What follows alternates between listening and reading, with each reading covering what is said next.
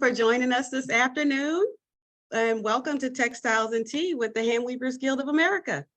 I'm Melvenea Hodges. I'll be your host today. Kathy is not here today. Today's episode of Textiles and Tea is sponsored by Madison Weavers Guild.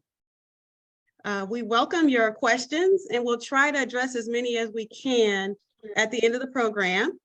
Please submit your questions in the Q&A. In the meantime, say hello in the chat. We'd love to see your messages and feel free to introduce yourself. Today we're having tea today with Pat Hilts. Pat Hilts is best known as a historian of weaving. Her facsimiles, translations, and studies of rare German weaving books dating from the 17th and 18th centuries have been published as volumes in the journal Ars Textrina. Pat has produced commissioned wall hangings incorporating inspiration and technical insights developed from her studies. Between 1977 and 2018, she wove a series of 9 liturgical banners for the St. Benedict Center Holy Wisdom Monastery. As a weaving teacher, Pat's best known classes are on interpreting the meaning or weaving notations found in early books and manuscripts, and on storing antique timber frame looms. These were taught at the Home Textile Tool Museum in Pennsylvania, where she is currently curator. She has reconstructed several forgotten historic loom harnesses, with the results appearing in a number of weaving magazines. Her favorite loom is an antique Swedish-style timber frame loom, which she has used to weave all of her commissioned pieces. Welcome, Pat. Hi, Hey, do you have your tea today? Pardon? Do you have tea? I do, and I have a special mug. Woo! What's that say? This is the 20th anniversary mug for the Weaving History Conference in Clayton, New York. And that 20th anniversary was 2014. Wow. But anyway, we'll be talking a bit about the Weaving History Conference. And we're looking forward. At the moment where the History Conference is going on Zoom, it's virtual, and the next conference is in October. I think it's the 23rd, but I'm afraid I don't remember the exact date. All right, so be sure to look that up. October, around the 23rd-ish. You got a conference to attend. Sounds like fun. What tea are you drinking? Oh, I'm a herbal tea drinker, and this is cinnamon apple spice. Ooh, that sounds so good. Sweetened or unsweet? Unsweetened. Mm-hmm.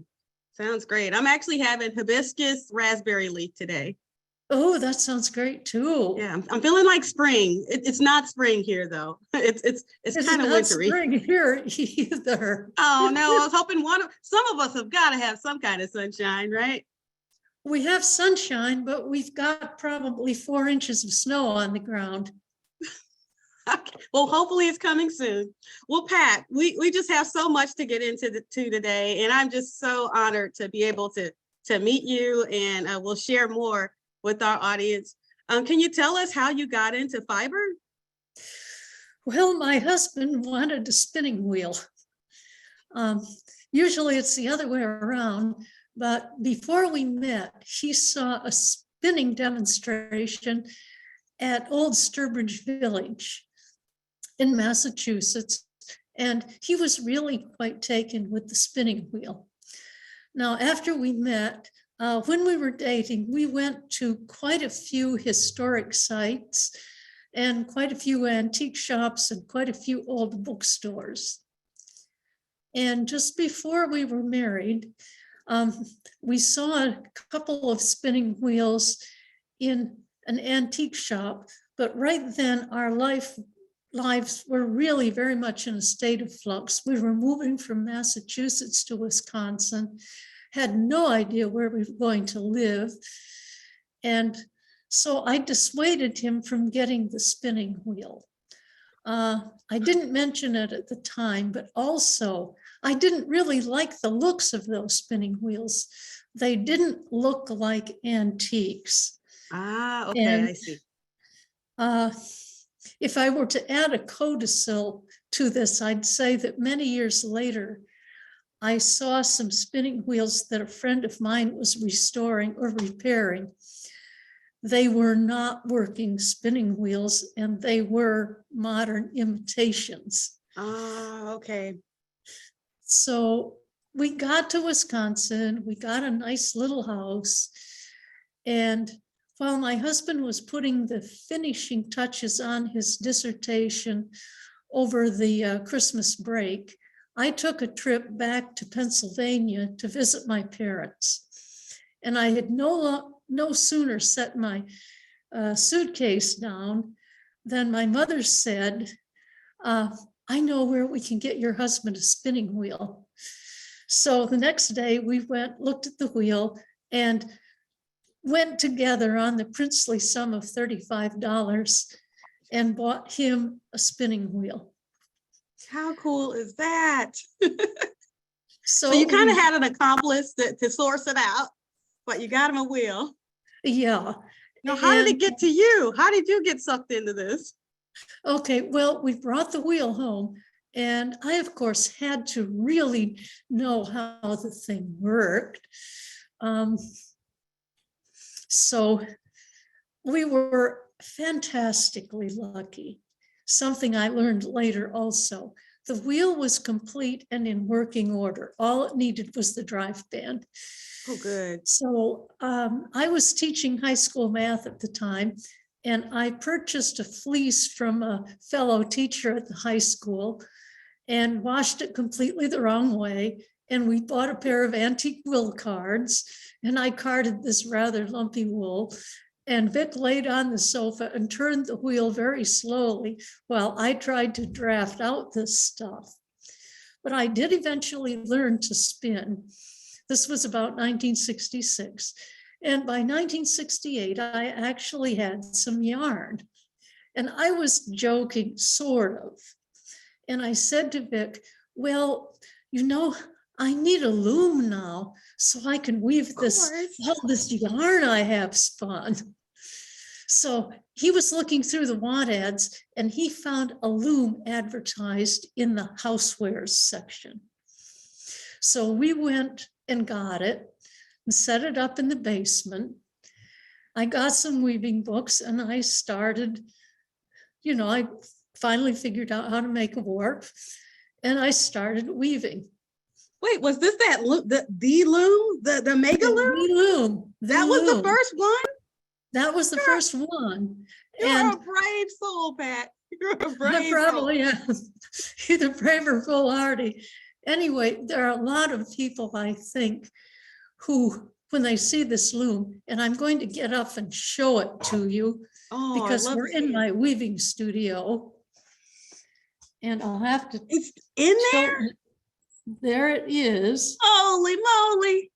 It's massive. Yeah. Incredible. And I'm sure a lot of people. Yeah. I'm sure there are a lot of people out there with shiny new looms who are saying, oh, you poor baby, you had to learn on that old thing. Oh, they're going crazy in the chats, Pat. They are all for it. They're here for it. Anyway, if it weren't for this loom, I would not still be weaving, because this loom has allowed me, it has grown with me. Whatever I wanted to do, it's been able to do. And I've thrown everything at it that you could do on a treadle loom, and it has done it like a champion. Wow, how wide is it? It has a 50-inch weaving width. And it's one of the best. Yeah, it's not tiny. Nice. It's one of the biggest in terms of weaving width I've ever encountered, even amongst the old ones.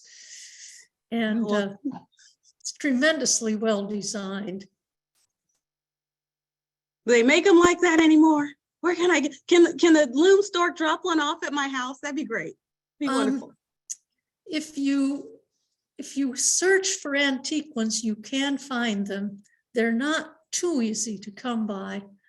I owned 6 of them at one time, but I'm down to 3. Uh-oh. But, Hold on.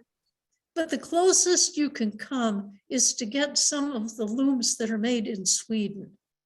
Okay. That's good to know. Good to know. Well, you're involved with the Textile Tool Museum in Orwell, Pennsylvania. Would you tell us a bit about the museum? Okay. Now, I've mentioned that I went back home to Pennsylvania, and when my parents passed away, we kept the old house that I grew up in so that we could go back to Pennsylvania during the summer. And so I'm also interested in spinning wheels for obvious reasons. Well, of course. And there was a fellow about 7 miles away from the house who restored spinning wheels and had made contact with another person who was a collector, and they had decided to develop a museum. And so because I knew the person and they kind of knew of our studies and our historical background, they invited us to be on the board when they founded the museum. And so the museum first opened in 1999. And so I think we've come a long way since. This is not our main building that you see on the left. It's the old Orwell Grange building. And the museum purchased this, I think about 5 years ago. And the basic museum is still the old house and I should mention names. Bill Ralph was the founder, along with Michael Holcomb. And we have also just recently gotten all of Michael Holcomb's collection. Oh, wow. But anyway, the original museum was Bill Ralph's house, a wonderful timber frame barn, and a little building that he built to essentially be the first museum. That's now our entry building. Is that in the background of this picture here on the screen? Okay, the background of the picture, I think, is the back of the house, I think. It's a little hard for me to tell because I can't see very much of it. Anyway, from the beginning, we tried to do a lot of demonstrations and have special days when special things were going on. The picture you see on the right is one of our sheep to shawl days. And we try to get people to sit down at a loom and weave. We sometimes offer them a chance to spin. We have sheep shearing days. Those we're only open on Saturdays, but we also have craft classes sometimes during the week. Again, we're only open in the summer. But I have taught some classes there. This is where I've taught my class on restoring looms and where I've taught my class on understanding early weaving notation. Wow. So Pat, I think a lot of us are just so impressed that you have acquired all of this knowledge through your own exploration. You're self-taught. So how did that come about? Is it just built into your personality? How'd you come to teach yourself? You started from the very beginning, from fiber. Yeah. Well, I guess if you think particularly about the loom, I come from a very self-sufficient family. Rome, Pennsylvania is in Bradford County, which is in the northern part of Pennsylvania. It's very rural, and we raised almost all of our own food. And very often, if we could do it, if we wanted something, we built it ourselves. My dad built his own arc welder, and he built his own compressor to inflate his truck tires, and he actually built his own truck body.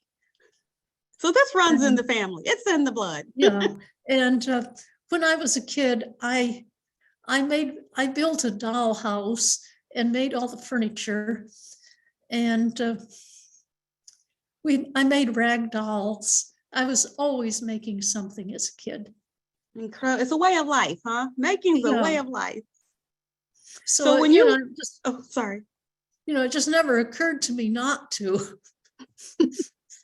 Just natural.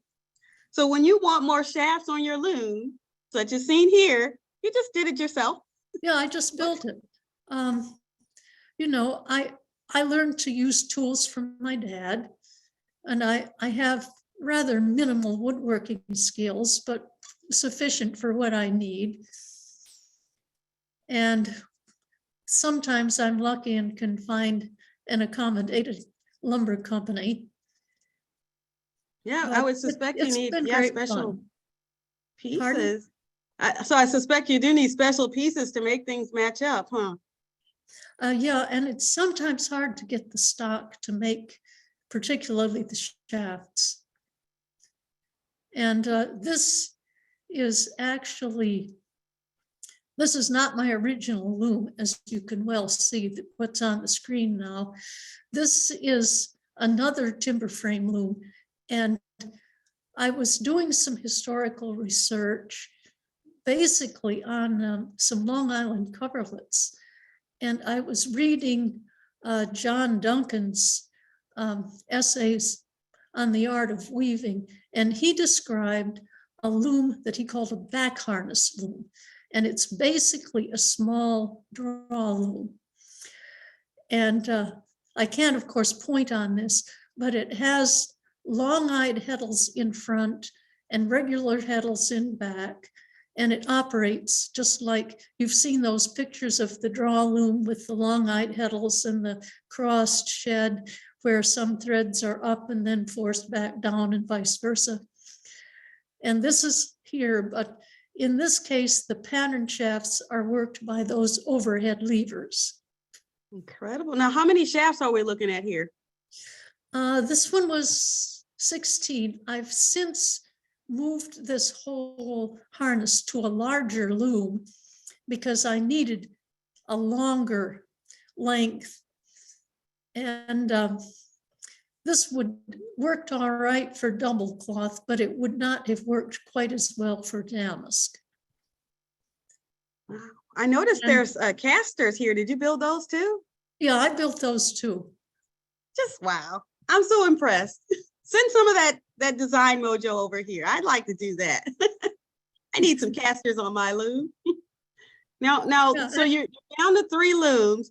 Now, what about spinning wheels? Because we know this all started with spinning wheels. How are you doing on your spinning wheel collection? I think I have between 50 and 60. I lost count quite a few years ago. We should film them all and show them off to everybody. I bet people would love to see that. Kind of like a spinning wheel roundup and kind of explain all the traits of them. That'd be fun.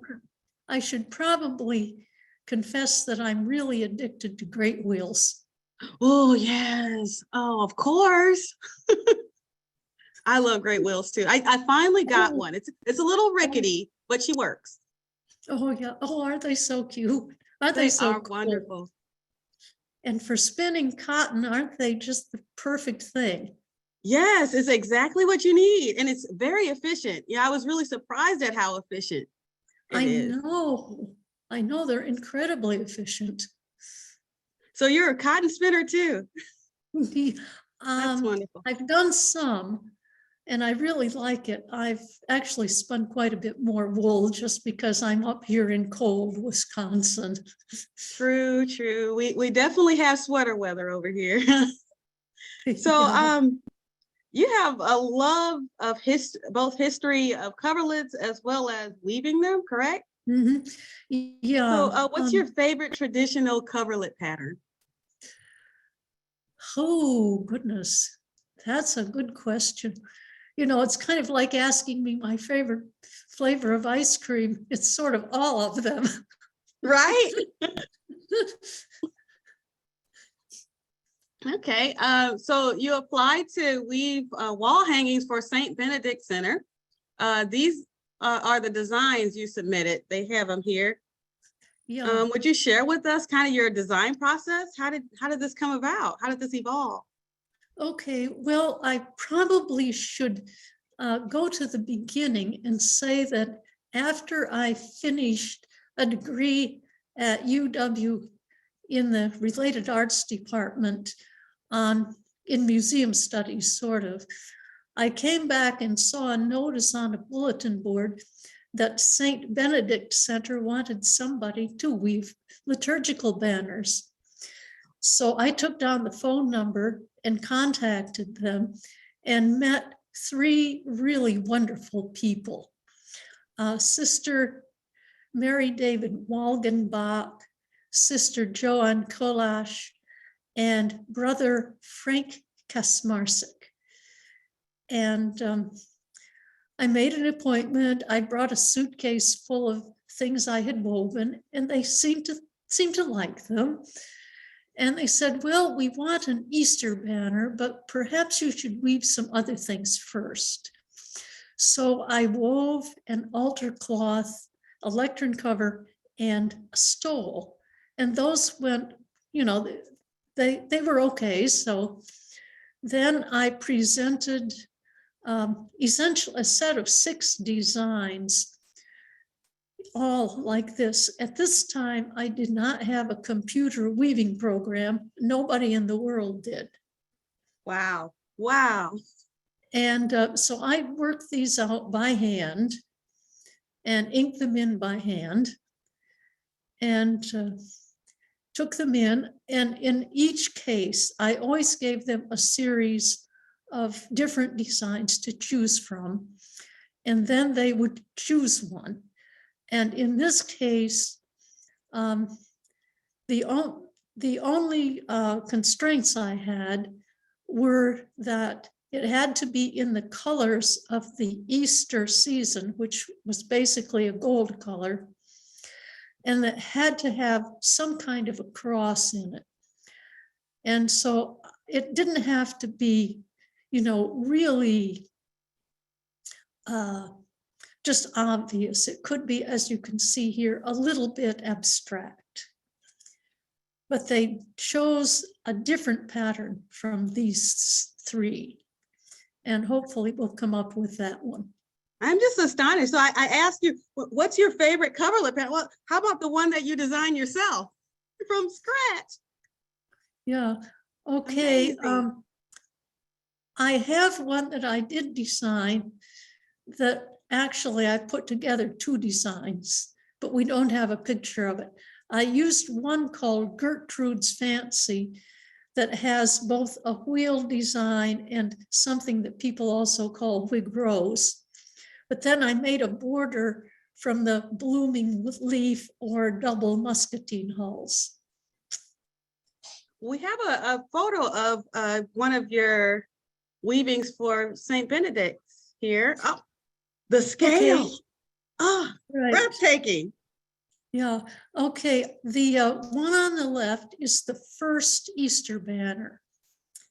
They kept wanting new Easter banners, so I ended up doing 3 of them.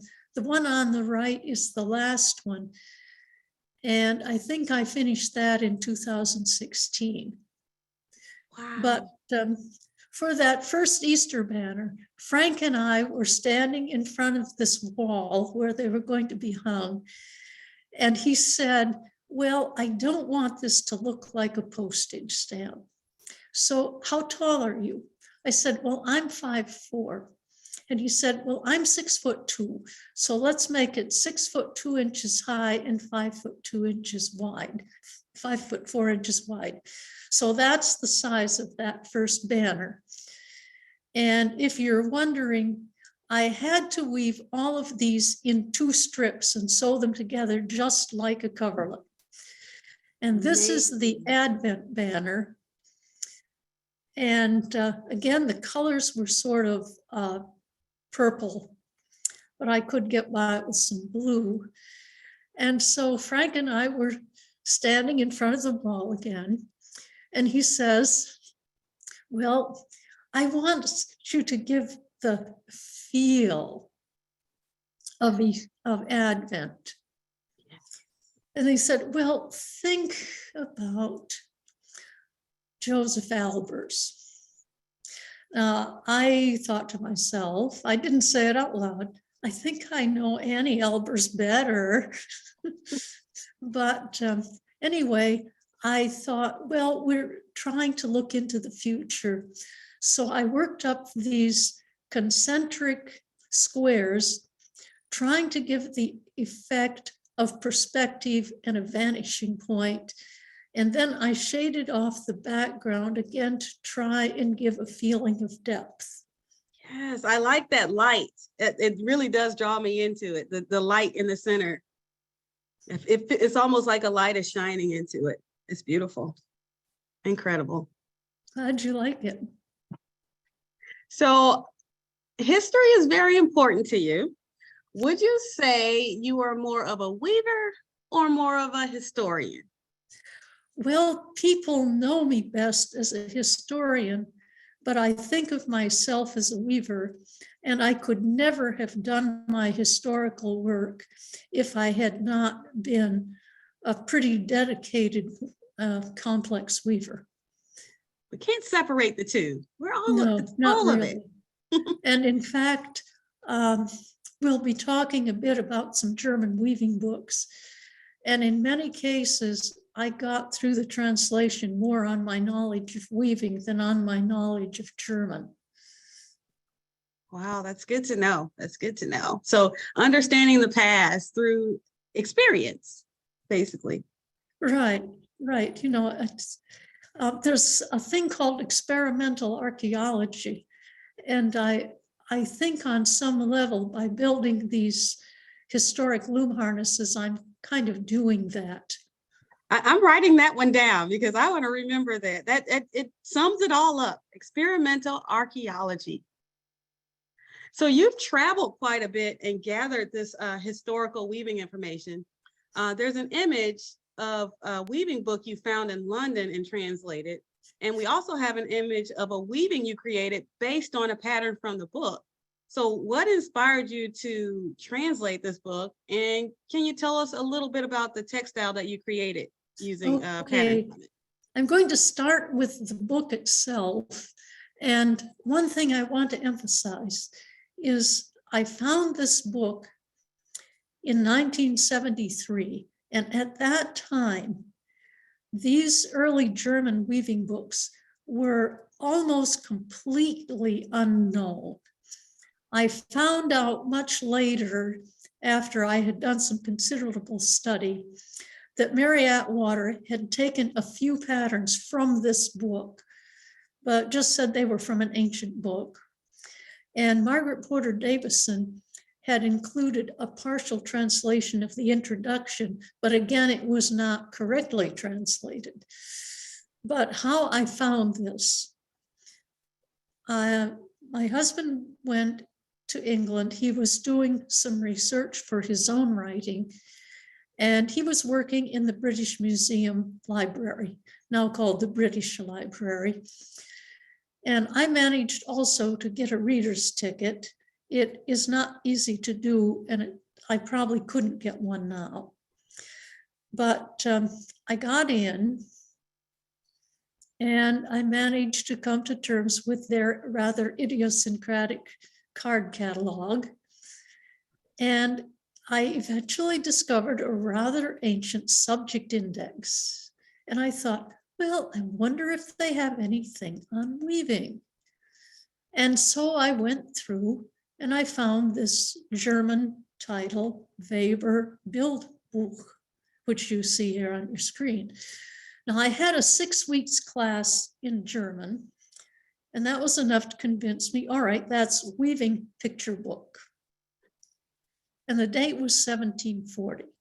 So I went through the procedure, which is to fill out a request slip and present it at the desk. And after a considerable wait, they bring the book to you. Because of some of the books that I was interested in, the wait was very considerable because many of them were stored off-site and had to be brought up from Woolwich. So anyway, I waited the requisite length of time, and somebody came and tapped me on the shoulder and said, "You have to look at this book in the North reading room." So at that time, there was the British Museum, there was the inner sanctum of the British Library, and then there was the yet more inner sanctum of the North Library, where you looked at rare books.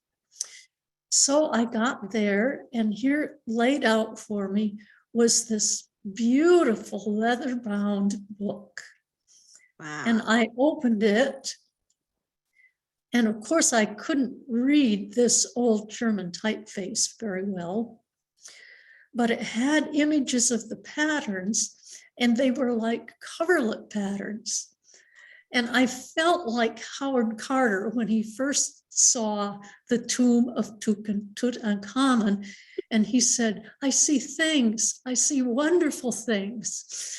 And for me, it was, I see patterns, I see wonderful patterns. Yes. And So this is one of them. This is one of the pieces from that book. Right, this is one of the patterns from Frickinger that's in the little part, little black and white on the right. And I began to translate this, and we'll talk about this more, but we'll talk about this piece now. Anyway, I really liked that star. Things similar to it do appear in American coverlets. And so I wanted to weave it when I finally got around to weaving something from my hand-spun yarn. So this is the overall pattern on the right is a 4-block pattern, but I only had 3 blocks available. I wanted to weave it in a weave that I call block twill. Some people now call it turned twill, but it took 4 shafts per block, and I only had 12 shafts, so I had only 3 blocks. And so it took some rather innovative drafting to do that star and make a whole design with it on 3 blocks. But I learned a tremendous amount of my drafting from Frickinger. I hope you still have that draft, because I bet there's people on this Zoom call going, I wonder if we could get that pattern to weave on 12 shafts. I don't think I can find the original now.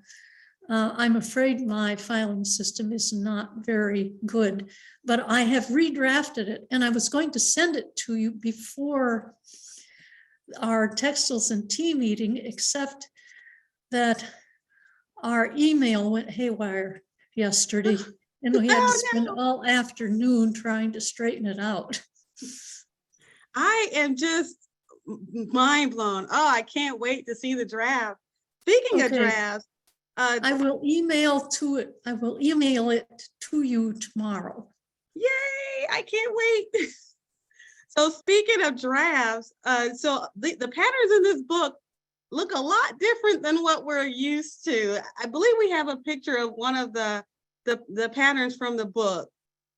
Can you tell us what we're looking at here? Because this is something else. This is actually an earlier weaving book. This is from the first published weaving book, and it was published in 1677 in Ulm, Germany. But the reason that I found this is because Frickinger referred to it in the text of his introduction. And ultimately, we had to travel to Ulm. We asked at the city library and archives. Fortunately, they spoke some English, and we had a little German, I finally, I could speak a few words. And they said, ja, wir haben das Buch. Yes, we have this book. And ultimately, they sent me photographs of the entire book, full size. Now, it's tiny. It's about the size of a small paperback. But this first published weaving book, now this is not Frickinger, this is Marx Ziegler.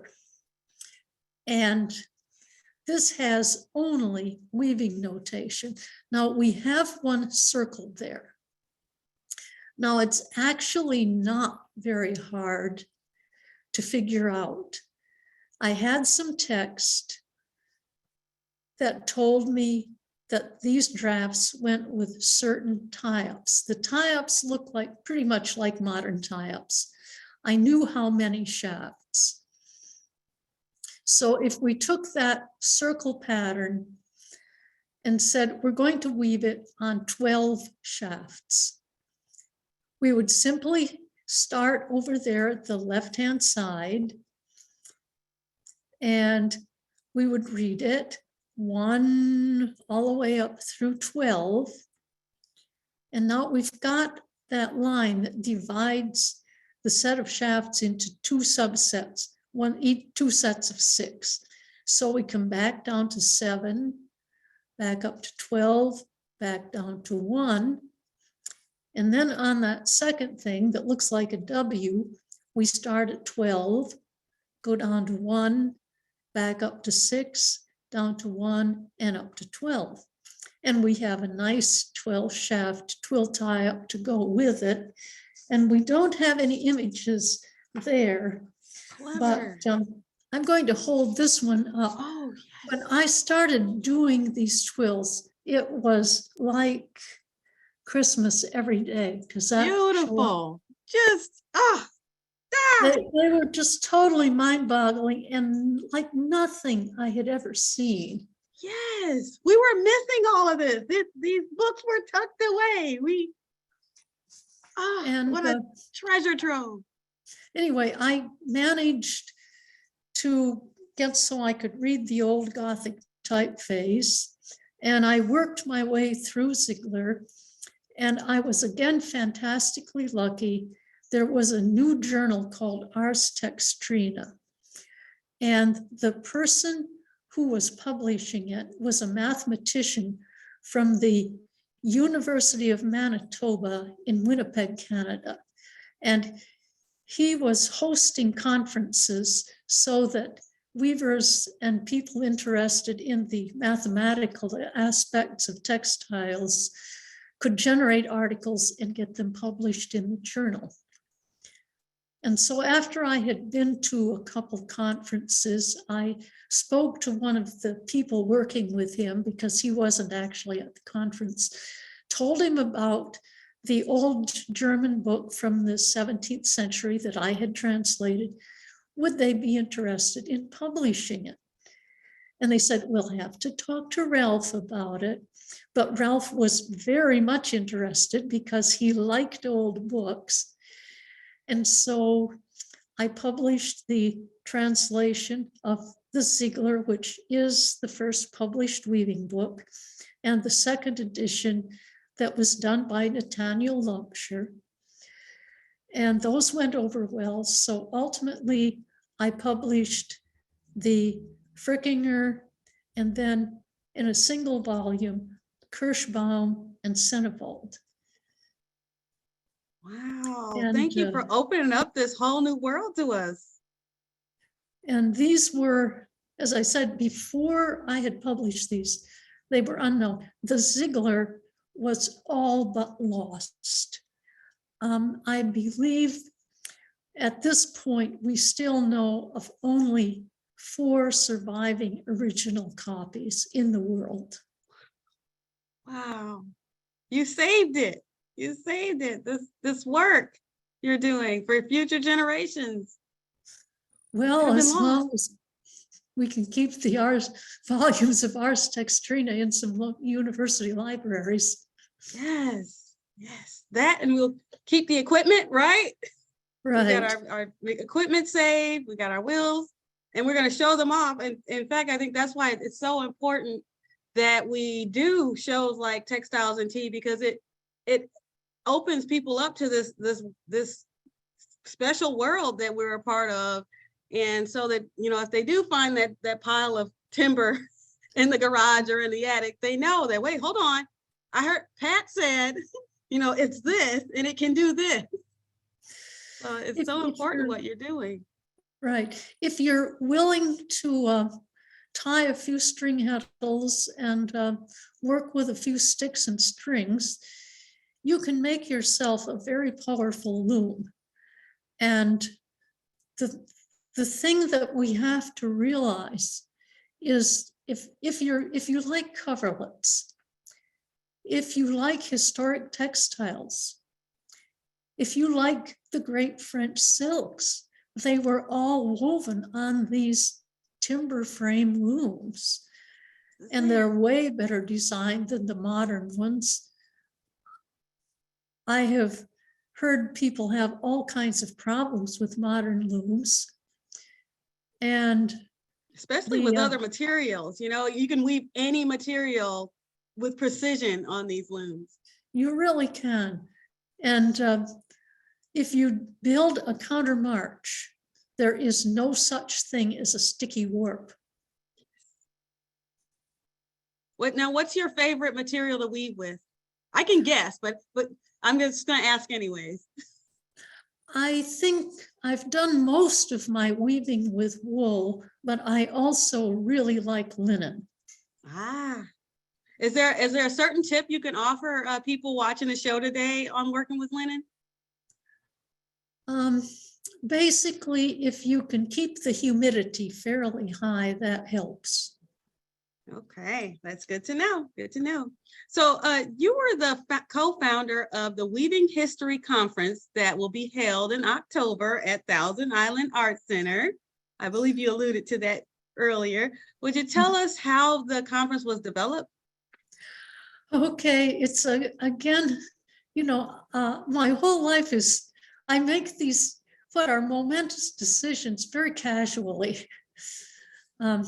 So Vic and I were up in the Thousand Islands area doing some research on spinning wheels, actually in near Clayton. And he looked in the AAA guide and said, oh, there's a hand weaving museum. We should really go see that. And so we called them up and said, well, do you have any old weaving drafts or any old weaving books? They said, well, you'll have to talk to our curator, Sonia Wall. So we made an appointment to speak with Sonia. And we had a nice talk about the museum and talked about the work that I'd been doing with the old German weaving books. And Vic says, well, you know, Pat could give a talk on some of these old weaving books. And Sonia says, oh, that would be lovely. And so we set up a date. And when she sent out the announcement, it was billed as the first Weaving History Conference. But we've been going. That was 1994. And I'm afraid I can't off the hand tell you which number we're up to now. But we're, I think, closing in on 30. Wow. Wonderful. Just wonderful. I hope to get to one. Well, this one I can just join in on Zoom, right? Right. This one's virtual. And oh, they are very much fun. I will be sure to add that to the calendar. I'm sure it'll be a treat. So Pat, what's next for you? You have all these things going on. What's going to be the next thing? Well, I've almost got my back harness loom ready for some damask placemats. And if that goes well, I'm hoping to make a shaft switching harness a la Peter Collingwood, but adapt it to something other than rugs. Wow, that's going to be, I can't wait to, hopefully you'll share. I can't wait to see something like that. Well, if it works, I'll try. Yay. Well, I want to ask some of the questions from the audience. They have been really live in the chats, all manner of shenanigans. I've been trying not to get sidetracked into them. They're having a good time here. Let's see what we got in the Q&As. Let's see, answer that. Do you participate at Point Basset? I don't think so, because I don't believe I've ever heard of it. Okay. Oh, here's one. Okay, they're wondering, did your husband eventually begin to spin? No, no. So he started it, but you finished it. Started it, but he's been very supportive. But if I try to put a piece of yarn in his hand, he acts like I'm giving him a snake. So really, he wanted that wheel for you, huh? Well, he likes to see the wheel work. Yeah, it was, well, he thought it was such a romantic and homey kind of thing. Well, of course, the Proverbs woman, you know. Right. And the thing is, we did an article for the Wisconsin Magazine of History on the spinning wheels and the spinning wheel makers in Wisconsin, and a little bit on spinning and why people were spinning. And when I took history in high school, I totally hated it because it was all wars and tariffs. Oh. And then we got into why were people spinning, and it was all wars and tariffs. Oh, come on. It's far away from why we get up in the morning and want to spin, you know? Yeah.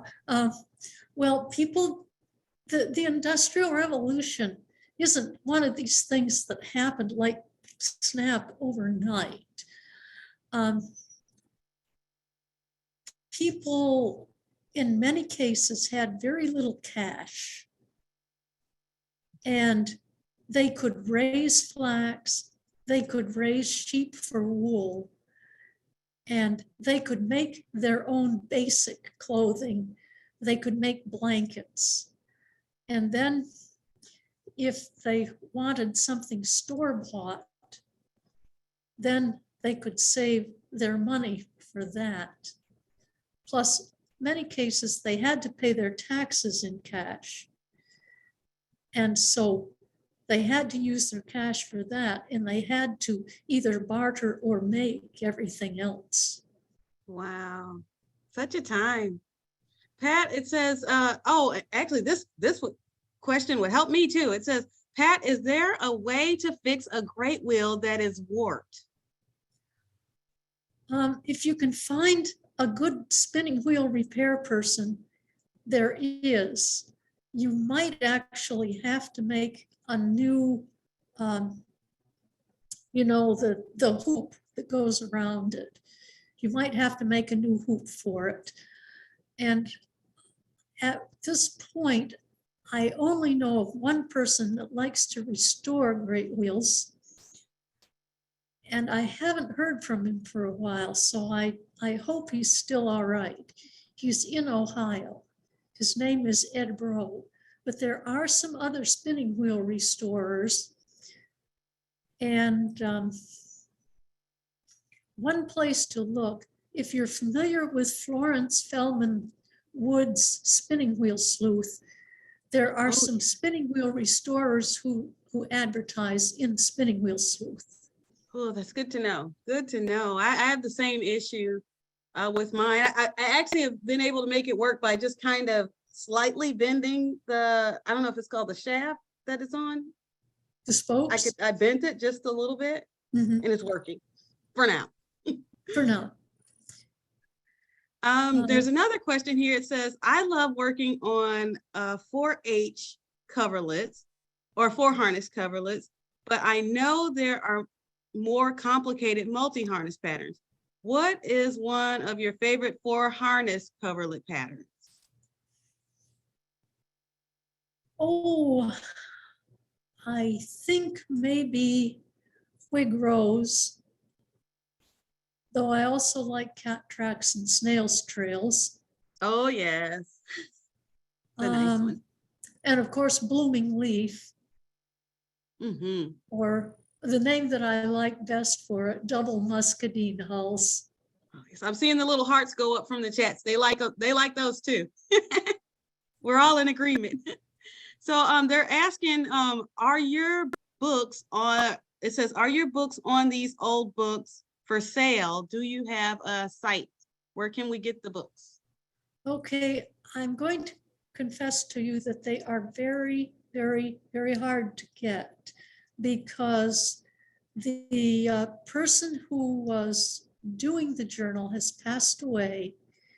There are a few copies in Winnipeg, Canada, which I would like to be able to get, but we haven't been able to contact the person who has them, and we haven't been able to get to Winnipeg because of COVID and some other problems. Okay. So Yeah. they're very hard to obtain. There are a few in some university libraries, but again, most people don't have access to those. And it's really rather posting regrettable. here. I'm sorry, I didn't catch. I'm sorry. I'm trying to read the chat at the same time, but somebody posted the name of the wheel repair shop for us. There's two. Good. They're wanting you. There's several here wanting you to show off your wheels. So at some point we got to find a way to show off your wheels. I suppose for the moment I could pick up the computer and turn it around a little bit, and we'll see what happens. Well, that'll be a treat. Might as well. Don't tell Kathy, guys. We didn't promise to behave, or Yeah. I didn't. Yeah. we said we'd ask the. Oh my goodness! Wait, was that a pendulum wheel? Can you see them? Yes, I think I saw a pendulum wheel. There is one.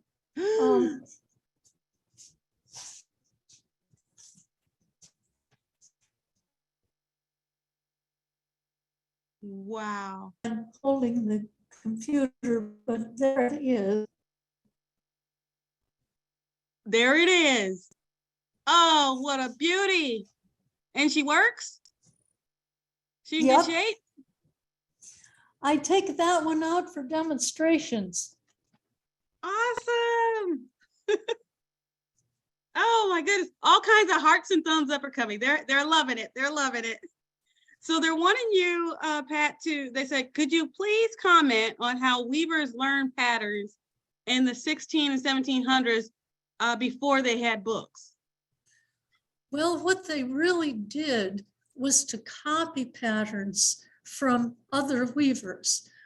They would become apprenticed to a master weaver, and the weaver would, of course, agree. There was a formal contract, and the weaver would, of course, agree to teach them to weave, in some cases also to teach them to read and write.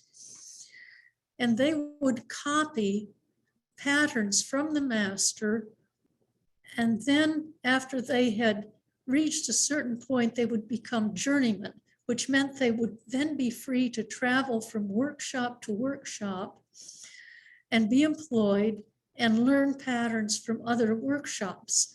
And so there is a whole massive body of manuscript literature that weavers had, where they noted down all these patterns for their own use. And because Pennsylvania had a very strongly Germanic population, there were quite a few apprentice weavers in Pennsylvania who created weavers' manuscripts. And at the moment, my husband and I are trying to prepare one for publication. Yes. Oh, keep going. Please keep going. Oh, your work is so valuable to us in the community. Pat, I'm afraid our time has zipped by way too fast, But is there anything you would like to leave everyone with before you go? I guess I would say keep looking at historical weaving patterns. They're great in and of themselves. If you learn the techniques, you can go beyond them and create patterns that are very different and look very different from anything that was in the books. But there's a lot to learn out there. Wonderful. Well, I hope to see you at the conference or maybe even sooner. But thank you for joining us today, Pat. Thank you. It's been great fun. And yes, I thoroughly I think we this. misbehaved enough. Oh, right. That was a nice spinning wheel tour. They're going to be asking for this all the time now. All right, we'll see you later. We'll see you later. Take care. A special thank you to the Madison Weaver Guild for sponsoring today's episode of Textiles and Tea. If you would like to sponsor an episode of Textiles and Tea, you can learn more at spinweavedye.org. Now, we are excited to announce that our next convergence will take place in Wichita, Kansas, July 11th through 17th, 2024. So please make plans to join us for this exciting fiber arts conference. If you're interested in submitting a proposal to teach, being a vendor or sponsor, or volunteering to help plan the conference, you can learn more on the website at wespindye.org. The Leaders Application Portal is open, so submit your proposal by March 19th.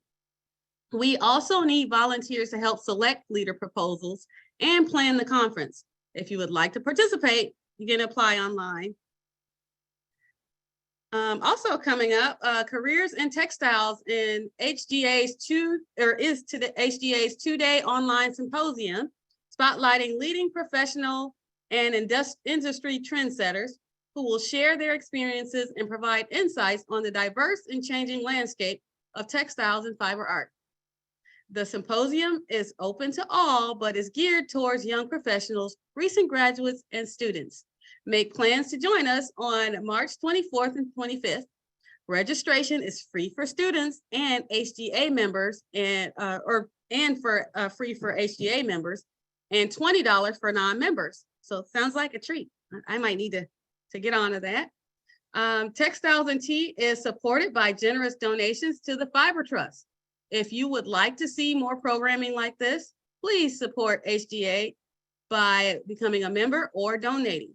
You can join and give on our website at wespindye.org. If you missed part of this episode, don't worry.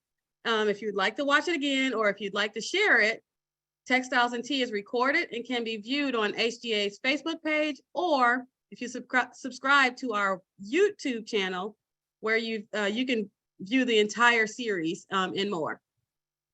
So please join us also next week for a treat. You have another guest host, Daryl Lancaster, will be on, and she will share tea with Al Canner. So thank you and happy tea.